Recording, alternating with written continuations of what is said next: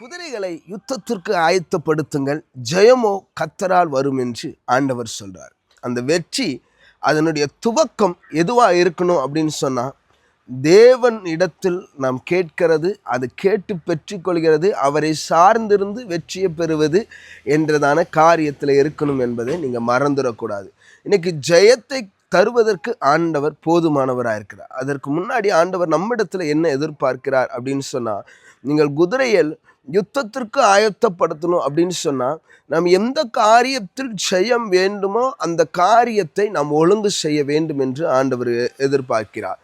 நிறைய பேர் என்ன சொல்லுவாங்கன்னா, எல்லாம் செட் ஆகி வரட்டும், ஒரு திருமண காரியமாக இருக்கட்டும், இல்லை ஒரு வெளிநாடு பயணமாக இருக்கட்டும், எந்த காரியமாக விசா எல்லாமே ரெடி ஆகி வரட்டும், அதுக்கப்புறம் பார்த்துக்கலாம். இல்லைன்னா இந்த திருமண காரியம் ரெடி ஆகி வரட்டும், எல்லாம் வந்ததுக்கப்புறம் அதுக்கப்புறம் நம்ம பண்ணிக்கலாம் அப்படி என்று சொல்லுகிற ஒரு சிலர் உண்டு. ஆனால் ஆண்டவர் சொல்கிறார், நீங்கள் ஆயத்தப்படுத்துங்க, ஜெயத்தை நான் அனுப்புகிறேன்னு சொல்கிறார். மேற்கிலிருந்தோ கிழக்கிலிருந்தோ வனாந்திரத்திலோ சமுத்திரத்திலிருந்தோ உங்களுக்கு ஜெயம் வராது.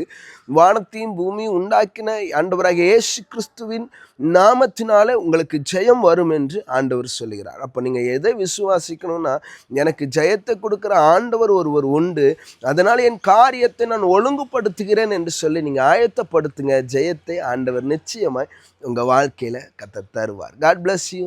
ஆமென்.